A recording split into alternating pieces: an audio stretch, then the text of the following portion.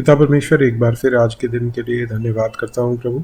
आप हमको संभाल कर रखते हैं, हमारे को अपनी रोजी रोटी कमाने का अवसर आपने दिया, और प्रभु हमारी सब ज़रूरतों को आप अपने स्वर्गीय भंडार से पूरा करते हैं। इसके लिए मैं धन्यवाद करता हूँ प्रभु। मैं प्रार्थना करता हूँ कि हम और ज़्यादा समय वचन में और प्रार्थना में और सेवकाई में और आपकी नज़दीकी में बिताने वाले हो सकें। प्रभु, अपने वचन के लिए हमारे अंदर भूख दीजिए कि हमारा मन करे प्रभु कि हम वचन में समय बिताएं, और जब हम वचन को पढ़ते हैं तो पवित्र आत्मा आप उसके सही अर्थ को समझने में हमारी मदद कीजिए।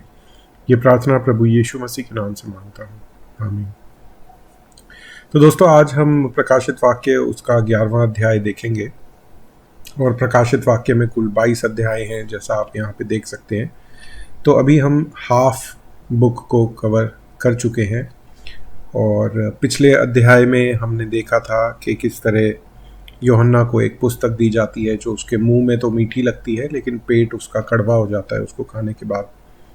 तो और उसके क्या मतलब है कि क्यों वो मुंह में मीठी लगने का क्या मतलब है और पेट में कड़वी लगने का क्या मतलब है, इसके बारे में हमने बहुत ज़्यादा बात नहीं करी, क्योंकि मैं स्पेक्यूलेट नहीं करना चाहता। और अलग अलग लोगों के अलग अलग निष्कर्ष लोग निकालते हैं, क्योंकि ये एक अपोकलिप्टिक लिटरेचर है, फिगरेटिव लैंग्वेज है। तो आज भी हम इसी तरह से करेंगे, जो वचन में लिखा है बस उसको देखेंगे। और आज हम देखेंगे जो दो गवाही देने वाले हैं, दो गवाह, उनके बारे में वचन में क्या लिखा है। उनके नाम वचन में नहीं लिखे, लेकिन कुछ लोग कहते हैं कि वो मूसा और इलाइजा हैं। कुछ लोग कहते हैं कि वो ईनॉक और इलाइजा हैं, जो कि जिन्होंने मृत्यु को नहीं चखा पर उठा लिए गए थे। तो वचन में ऐसा उनके नाम नहीं दिए हुए, बस वो दो गवाह हैं जो परमेश्वर के शायद सुसमाचार का, प्रभु यीशु मसीह का प्रचार करते हैं 3.5 साल के लिए। तो आइए हम वचन में चलते हैं और देखते हैं यहाँ किस तरह से लिखा है। यहाँ पे इस तरह से लिखा है, फिर मुझे नापने के लिए, यूहन्ना बोल रहा है, फिर मुझे नापने के लिए एक सरकंडा दिया गया, और किसी ने कहा, उठ परमेश्वर के मंदिर और वेदी और उसमें भजन करने वालों को नाप ले, पर मंदिर के बाहर का आंगन छोड़ दे, उसे मत नाप, क्योंकि वह अन्य जातियों को दिया गया है, और वे पवित्र नगर को 42 महीनों तक रोन देंगे। अब यहाँ पे ये सवाल आता है कि जो मंदिर है ये स्वर्ग में है या धरती पे, जो सुलेमान का मंदिर था, परमेश्वर का मंदिर था जो सुलेमान ने बनवाया और उसके बाद एजरा ने बनवाया, क्या उसकी बात है। तो यहाँ पे मुझे ये लगता है कि धरती पे जो मंदिर होगा उसी की बात हो रही है, परमेश्वर के मंदिर और वेदी, क्योंकि ये जो लैंग्वेज जिस तरह से लिखी हुई है, बाहर आंगन और बाहर अन्य जातियाँ हैं, तो ये स्वर्ग में शायद नहीं हो सकता। ये धरती पे जो जेरूशलेम में मंदिर है उसी की बात हो रही है, ठीक है।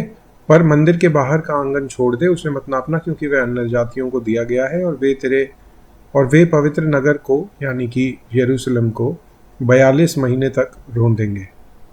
42 महीने का मतलब कोई 3.5 साल। और मैं अपने दो गवाहों को यह अधिकार दूंगा कि टाट ओढ़े हुए 1260 दिन तक भविष्यवाणी करें। ये भी लगभग 3.5 साल का समय आता है। ये वे जैतून के दो पेड़ हैं, दो दीवट हैं, जो पृथ्वी के प्रभु के सामने खड़े रहते हैं, और यदि कोई उनको हानि पहुंचाना चाहता है तो उनके मुंह से आग निकलकर उनके बैरियों को भस्म कर देती है, और यदि कोई उनको हानि पहुंचाना चाहेगा तो अवश्य इसी रीति से मार डाला जाएगा। तो अब ये दो लोग हैं जो हमें पता नहीं कौन है। लोग ऐसा कहते हैं मूसा और इलाइजा, या ईनोक और इलाइजा है, लेकिन ये 3.5 साल जेरूशलेम में गवाही दे रहे हैं, वचन बांट रहे हैं, और जो कोई उनके विरोध में आ रहा है वो मार डाला जा रहा है, मतलब वो उनके मुंह से आग निकल के उससे ख़त्म कर देती है। उन्हें अधिकार है कि आकाश को बंद करें, कि उनकी भविष्यवाणी के दिनों में न बरसे, और उन्हें सब पानी पर अधिकार है कि उसे लहू बनाएं, और जब जब चाहें तब तब पृथ्वी पर हर प्रकार की विपत्ति लाएं। जब वे अपनी गवाही दे चुकेंगे, गवाही किस बात की देंगे? वो इसी बात की गवाही देंगे कि प्रभु यीशु मसीह खुद परमेश्वर है, और उन्होंने हमारे लिए अपने प्राण दिए, और जो कोई उन पर विश्वास करेगा वो नाश नहीं होगा और प्रभु यीशु मसीह मारे गए थे, वो गाड़े गए थे और वो तीसरे दिन मुर्दों में से जी उठे और उसके बाद अब स्वर्ग पे विराजमान हैं और वो दोबारा आएंगे। ठीक है, तो ये सारी बातें मुझे लगता है उनकी गवाही में होगी। तो जब वे अपनी गवाही दे चुकेंगे, 3.5 साल तक शायद बार बार गवाही देंगे, तो वह पशु जो अथाह कुंड में से निकलेगा उनसे लड़कर उन्हें जीतेगा और उन्हें मार डालेगा। इंग्लिश में लिखा है बॉटमलेस पिट में से एक ड्रैगन लिखा है, या शायद एनिमल तो नहीं लिखा, बीस्ट। तो ये भी कौन है इसके भी बारे में हमें नहीं पता कि क्या ये सच में कोई जानवर टाइप होगा या शैतान होगा या कोई ऐसा व्यक्ति होगा जो कि शैतान का दूत बन के ये काम करेगा।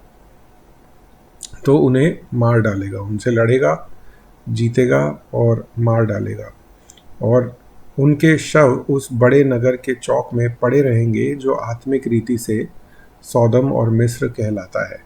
यानी कि ये फिजिकल रूप से तो शायद जेरूसलम होगा, लेकिन आत्मिक रीति से अपने अंदर जो पाप है उसके कारण वो सौदम और मिस्र कहलाएगा, जहाँ उनका प्रभु भी क्रूस पर चढ़ाया गया था। तो बड़ा क्लियर हो गया कि जेरूसलम ही है। और सब लोगों, कुलों और भाषाओं और जातियों में से लोग उनके शवों को 3.5 दिन तक, तो पहले 2 बार थी 3.5 साल, 3.5 दिन तक देखते रहेंगे और इनके शवों को कब्र में रखने न देंगे। मतलब इंसान जो हैं उनको इतनी नफ़रत होगी उन लोगों के मैसेज से कि वो उन्हें गाड़ने भी नहीं देंगे। और पृथ्वी के रहने वाले उनके मरने से आनंदित और मग्न होंगे और एक दूसरे के पास भेंटें भेजेंगे, क्योंकि इन दोनों भविष्यवक्ताओं ने पृथ्वी के रहने वालों को सताया था। तो जो ये मैसेज ऑफ एक्सक्लूसिविटी है ना, ये एक बहुत बड़ा ऑफेंस है लोगों के लिए। जब हम ये कहते हैं कि प्रभु यीशु मसीह के अलावा और कोई रास्ता नहीं है स्वर्ग तक जाने का, और लोग ये कह रहे हैं कि नहीं, जिसका जैसे मन करे वो रास्ता अपना ले, सब रास्ते स्वर्ग पे जाते हैं, किसी भी धर्म को मानो, किसी भी जीवन को जियो। और जब हम विश्वासी ये कहते हैं कि नहीं, प्रभु यीशु मसीह के ही द्वारा उद्धार है, तो हम बुरे बन जाते हैं, तो वो बात उन्हें बुरी लगती है। तो उसी की वजह से अब उनके मरने पे ये लोग जश्न बना रहे हैं। परंतु 3.5 दिन के बाद परमेश्वर की ओर से जीवन का श्वास उनमें बैठ गया, मतलब उनके ऊपर आ गया, और वे अपने पाँव के बल खड़े हो गए और उनके देखने वालों पर बड़ा भय छा गया। और उन्हें स्वर्ग से एक बड़ा शब्द सुनाई दिया, यहाँ ऊपर आओ। यह सुन वे बादल पर सवार होकर अपने बैरियों के देखते देखते स्वर्ग पर चढ़ गए। फिर उसी घड़ी एक बड़ा भूकंप हुआ और नगर का 10वां भाग गिर पड़ा, और उस भूकंप से 7,000 मनुष्य मर गए और शेष डर गए और स्वर्ग के परमेश्वर की महिमा की। दूसरी विपत्ति बीत चुकी, तब तीसरी विपत्ति शीघ्र आने वाली है। जब 7वें स्वर्गदूत ने तुरही फूकी तो स्वर्ग में इस विषय के बड़े बड़े शब्द होने लगे, जगत का राज्य हमारे प्रभु का और उसके मसीह का हो गया, और वह युगानुयुग राज्य करेगा। और 24 प्राचीन जो परमेश्वर के सामने अपने सिंहासन पर बैठे थे, मुंह के बल गिरकर परमेश्वर को दंडवत करके यह कहने लगे कि हे सर्वशक्तिमान प्रभु परमेश्वर, जो हैं और जो थे और जो आने वाले हैं, वो भी यहाँ मैं अपनी तरफ से ऐड कर रहा हूँ, लेकिन वचन में ये भी बोला जाता है कई बार कि जो हैं और जो थे और जो आने वाले हैं, हम आपका धन्यवाद करते हैं कि आपने अपनी बड़ी सामर्थ्य को काम में लाकर राज्य किया है। अन्य जातियों ने क्रोध किया और प्रभु का प्रकोप आ पड़ा, और वह समय आ पहुँचा है कि मरे हुओं का न्याय किया जाए, और आपके दास भविष्यवक्ताओं और पवित्र लोगों को और उन छोटे बड़ों को जो आपके नाम से डरते हैं, उनका बदला लिया जाए, और पृथ्वी के बिगाड़ने वाले नाश किए जाएं।